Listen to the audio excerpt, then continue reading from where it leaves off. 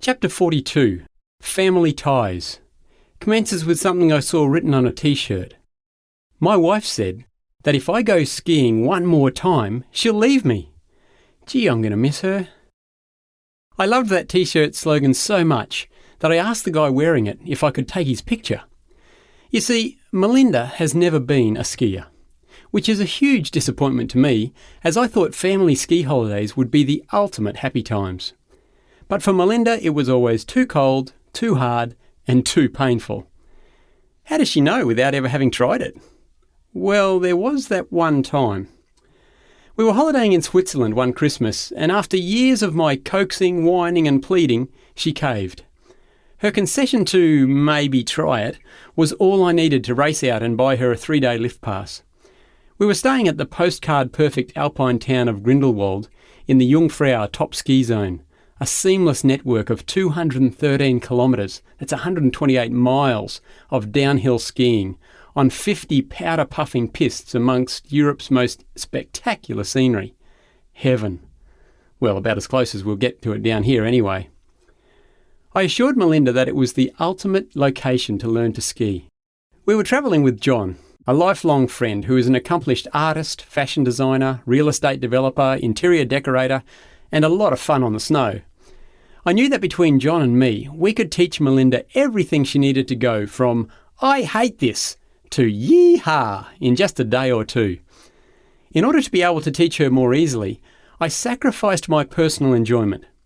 For the only time in my life, I regressed back to skiing instead of the superior sport of snowboarding. Fellow boarders will know what sort of a sacrifice that was. So there we were, 3 skiers, sort of, and 3 perfect days. Well, to save you some details, it was actually 3 skiers on the first morning, and then just John and I for the rest. A word of advice. Doing a beginner skier in the middle sandwich snowplough train formation down a steeper than we thought slope ends up in a 6-ski porcupine position. Not good. By lunchtime, Melinda was back by the fire, rubbing her bruises and applying ice to a swollen knee. Never again. The words were spoken with a degree of obstinacy that I had never before witnessed in my gorgeous wife. John and I skied ourselves silly and came home absolutely elated at the end of each day. Well, the years flew by, and all of a sudden, it was time for me to teach our boys how to ski.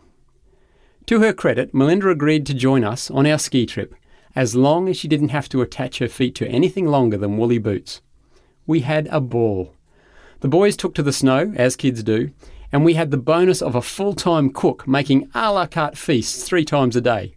Perfect! But I still wished Melinda would join us on the slopes. A couple of ski seasons later, a group of friends kindly asked if we would like to join them on a ski break. Absolutely. They are friends that we don't see nearly enough, and the ski trip was a perfect chance to catch up. One of the team was actually Melinda's cousin-in-law, if that's a word. Trev is one of those big, fit guys who is a barrel of fun to be around. The kids all love him to bits, and he has a smile that's hard to refuse, as Melinda soon found out. As we were all trying on our boots and boards on the first morning, Melinda happened to walk by the hire centre. A bad move. Trev grabbed her by the arm, dragged her to the counter, and instructed the attendant to get this girl all the gear she needs to have a ball in the snow. Melinda squirmed, wriggled, and gave a list of seemingly good excuses, but Trev would have none of it.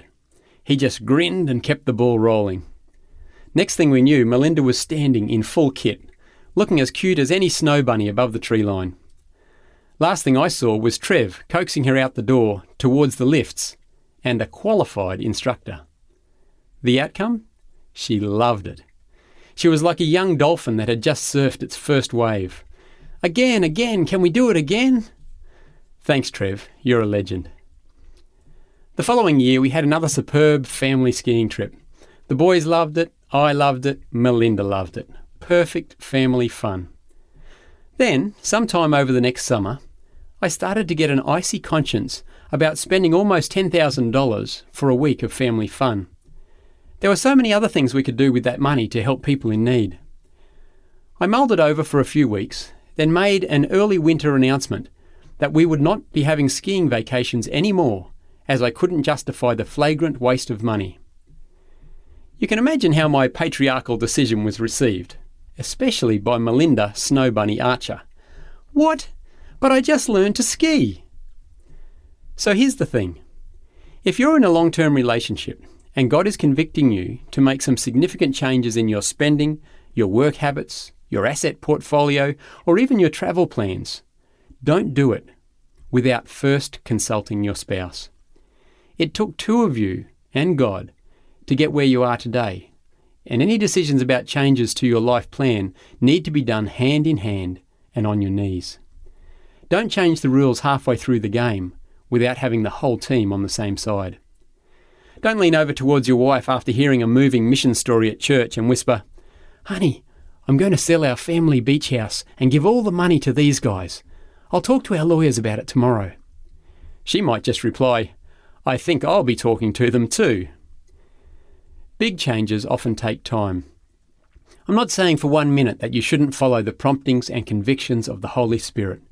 You wouldn't be the first person to leave all and follow him. Jesus was deadly serious and seriously wanting to give us a bionic life when he said in Matthew 10:37-39, "Anyone who loves their father or mother more than me is not worthy of me. Anyone who loves their son or daughter more than me is not worthy of me. Whoever does not take up their cross and follow me is not worthy of me.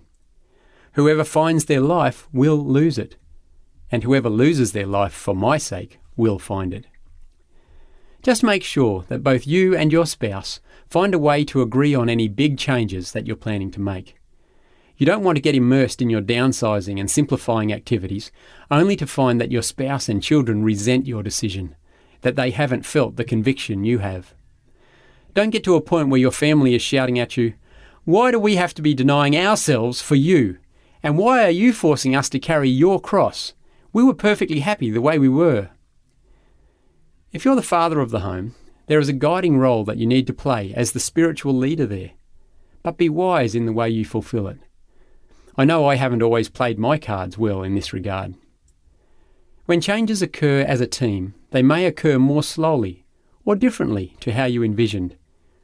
If you're accustomed to making significant financial and corporate decisions on the fly at work, the slower pace of shepherding a family may be challenging.